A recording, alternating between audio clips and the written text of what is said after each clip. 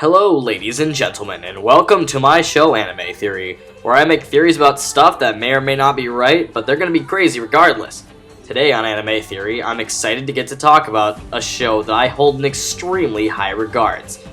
The original king of lying to its fanbase itself, Puella Magi Madoka Magica. By the way, just telling you that this will contain spoilers for the Madoka Magica anime series. If you don't want to ruin the surprises before you watch, then I'd recommend you go watch it first. It's amazing and totally worth your time, so go watch it. Anyways, Madoka Magica. This series is a great example of an anime that isn't what it initially seems.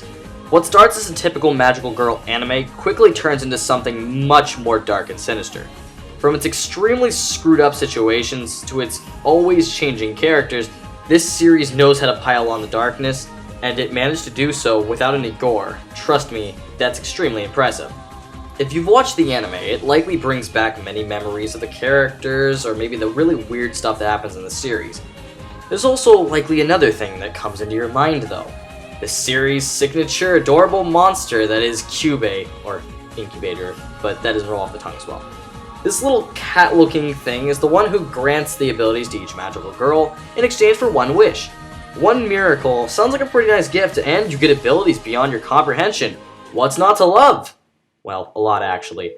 Most of these miracles end up turning wrong, and these abilities are only there to help you try and survive the witches that can kill you in a moment's notice.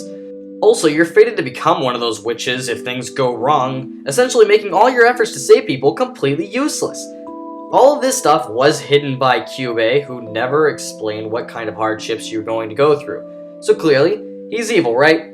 What he does is horrible, and thus there's no other way to look at him. The fanbase would certainly seem to agree with that notion.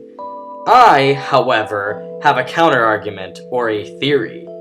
I don't think that Kyubey is actually evil, and that it's only because of our viewpoint that we make him a villain. Let's dig right in. So yes, Kyubey never truly explains the possible consequences of making the deal with him. This, in most events, would make it seem that he's hiding it, and I mean, he kinda is, but for a lot of good reasons. But before that, let's talk about something else real quick. First of all, think about how he approaches the girls. Not once does he ever force them to do this. In fact, most of the time, he just kinda tells them that it's an option. He never actually tries to coerce them with any horrible means, he never threatens them, none of that. He simply tells them that the deal exists and that's it. If he really wanted to, he could just do this without asking, but he doesn't. But let's go further than that. When I say he's hiding things, I feel like I need to revise that statement. He never actually hides anything. In fact, the issue is the people who make the deal with him. Look at what happens to Sayaka. After the group discovers that the soul gem needs to be within a certain distance to keep them moving, Sayaka decides to confront Kyubey about it with this revelation. When she asks why he never explained this aspect of the soul gem, his response is a clear-cut, "You never asked."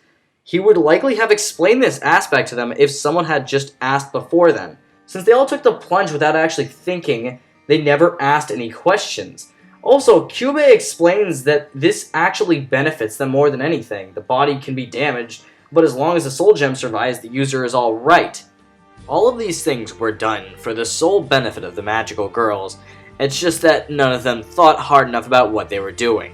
Considering his abilities, Kyubey likely didn't need to do anything nice, but he chose to do so only for the benefit of the magical girls themselves.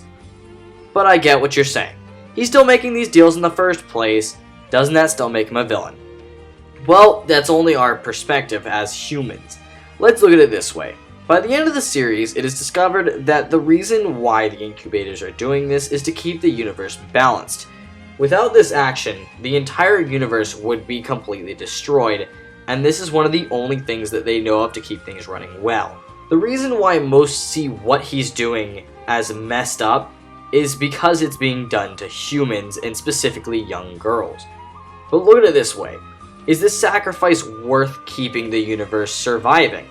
Let's say that this was being done to pigeons instead.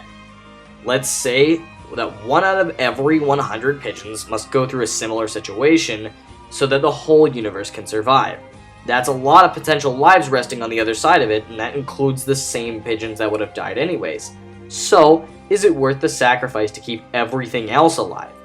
The incubators are only trying to keep the whole universe alive and functioning, and the only way that they can do this is by sacrificing the magical girls. Yes, some sacrifices are needed, but the amount of potential lives saved is exponentially greater in the end. The only reason why he's viewed as a villain by us is that he's sacrificing our kind instead of some other species.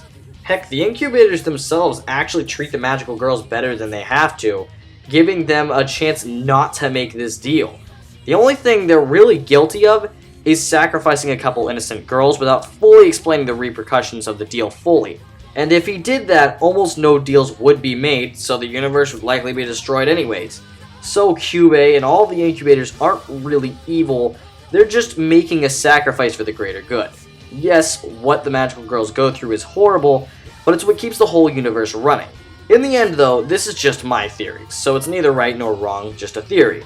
Whether you believe it or not, I hope I presented my points well enough.